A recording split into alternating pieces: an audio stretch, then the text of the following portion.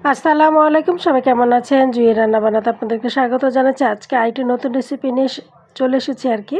যেহেতু এখন শীতকাল চলছে, তো আজকে আমি যে রেসিপিটা দেখাবো শীত গরম সব গ্রীষ্মে আমাদের এই মজার খাবারটা চলে। তো এখানে আমি গরুর গোশত নিয়েছি হাফ কেজি পরিমাণ, আর নিয়েছি আদা কুচি, আর নিয়েছি আস্ত বড় রসুন। আমি ছিলে নিয়েছি, খোসাগুলো ছাড়িয়ে নিয়েছি আর কি। তো এগুলোকে এখন আমি একটু ব্লেন্ডারে জারে দিয়ে তারপরে ব্লেন্ড করে নেব। আর আমি গরুর গোশত টুকরোগুলো পাতলা করে কেটে নিয়েছি যাতে আমার ব্লেন্ড করতে সুবিধা হয়। অনেকে কিমা আকারে করে নিতে পারে ইচ্ছে করলে। তো এই তো আমার অর্ধেকটা কিন্তু ব্লেন্ড করা হয়ে গিয়েছে। তো এখন আমি এর মধ্যে দিয়ে দিব সিরকা। তো সিরকার সাহায্যে কিন্তু খুব দ্রুত ব্লেন্ড করা হয় এবং গোশতটা কিন্তু খুব দ্রুত নরম হয়ে যায় এবং সেদ্ধ হয়ে যায় যখন আমি এটাকে রান্না করব।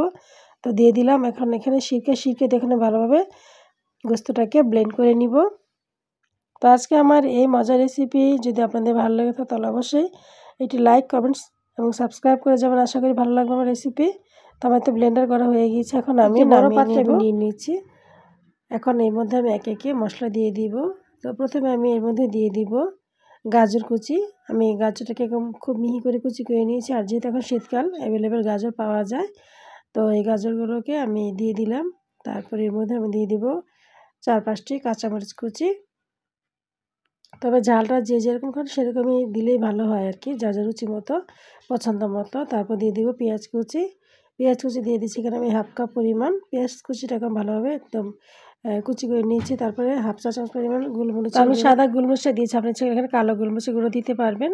তারপর এর মধ্যে আমি দিয়ে দিব এই জিরার গুঁড়া আর কি, মানে জিরার ফাঁকি যেটাকে বলে সেটা হাফ চা চামচ। তারপর দিয়ে দিলাম স্বাদ অনুযায়ী লবণ। তারপর দিয়ে দিব টমেটো সস। এখানে আমি 2 টেবিল চামচ পরিমাণ টমেটো সস ব্যবহার করলাম।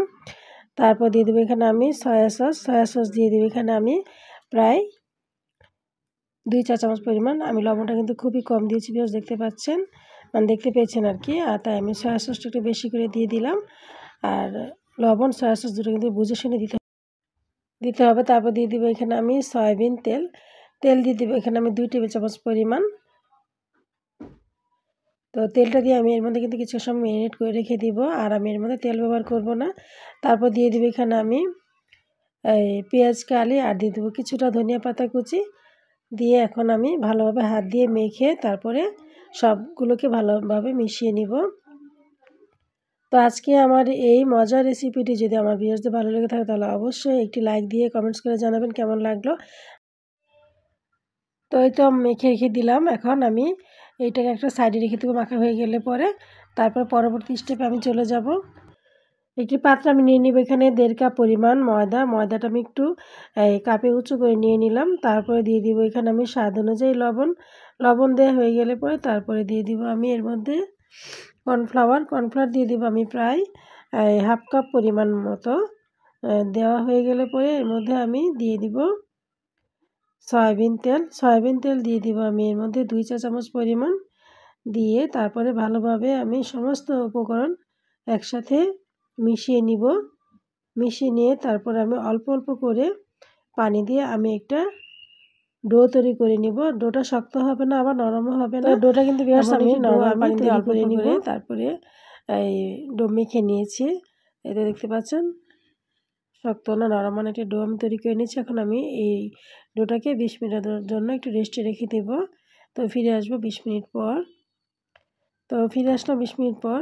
তো বেশ দেখতে পাচ্ছেন ডোটা কিন্তু অনেকটাই সফট হয়ে গিয়েছে। এখন আমি আবারও একটু ডোটাকে কিছুটা মথে নিব আর কি। তারপর এখান থেকে কিছুটা ডো নিয়ে আমি পাতলা একটা রুটি বেলে নিব। তো রুটির সাইজটা আপনারা যে যেরকম বানাতে চান সেরকমভাবে বানিয়ে নেবেন। তো এখন আমি একটি রুটি বানিয়ে তারপরে আমি যে গরুর গোশতের একটা পুর তৈরি করে রেখেছি সেখান থেকে কিছুটা পুর নিয়ে তারপর আমি একটা ভাঁজ দিয়ে দিব। আমি এখন মোমোর ভাঁজ দিয়ে দিব ভিউয়ার্স। আজকে আমি আপনাদেরকে এই গরুর গোশতে মোমো তৈরি করে দেখাবো। খুব সাধারণভাবে আমি এই মোমোটা তৈরি করে নিয়েছি, দেখতে পাচ্ছেন ভিউয়ার্স। তো এই তো আস্তে আস্তে করে আমি একটা করে কুচির মতো করে ভাঁজ দিয়ে মোমোর ভাঁজটা দিয়ে দিলাম। তো আমি খুব বেশি একটু সুন্দর করে মোমোর ভাঁজ দিতে পারি না, তবে চেষ্টা করব আমি সুন্দর করে ভাঁজ দেওয়া। তো এইভাবে আপনারা যে যেভাবে পারেন যে কোনো শেপে কিন্তু মোমোর ভাঁজ দেওয়া যায়। এই তো দেওয়া হয়ে গিয়েছে। তো এইভাবে আমি সবগুলো মোমো বানিয়ে নিব। তো মোমোগুলো বানানো হয়ে গেলে পরে এটি হাঁড়িতে আমি পানি গরম করতে দিয়ে দিয়েছি। আর এই যে রাইস কুকার যে ছিদ্রযুক্ত একটি বাটি থাকে বা থালা থাকে, সেটার মধ্যে এখন আমি কিছুটা হাতে তেল ব্রাশ করে নিলাম।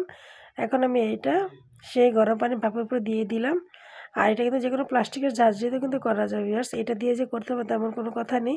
তো এখন আমি একে একে সবগুলো মোমো এই ছিদ্রযুক্ত হাঁড়িতে দিয়ে দিব। চ্যানেলটিকে একদমই নতুন দেখবেন, আমার রেসিপি ভালো লাগলে অবশ্যই একটি সাবস্ক্রাইব করে যাবেন। আশা করি আপনাদের রেসিপি ভালো লাগবে।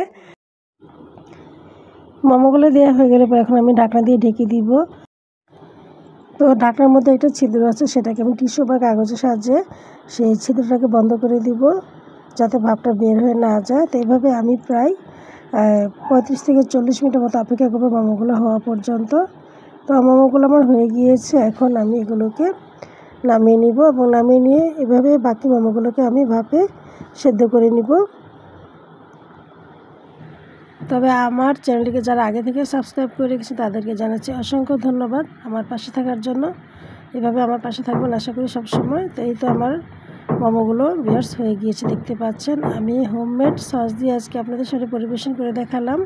এই সসটা আমার নিজের হাতে তৈরি এবং আমি এই সসের ভিডিও অলরেডি আপলোড দিয়ে দিয়েছি, অনেক দিন আগে দেখে নিতে পারেন আমার রেসিপি চ্যানেলে গিয়ে। তো এই তীব্র শীতে গরম গরম মজাদার মোমো খেতে আর বাইরে যাওয়া লাগবে না, এখন ঘরে বসে আমরা ইচ্ছে করলে মোমো তৈরি করে খেতে পারবো খুব সহজেই। তো এখন একটু আমি আপনাদেরকে আর কি ছিঁড়ে দেখালাম মোমোর ভিতরের অবস্থাটা।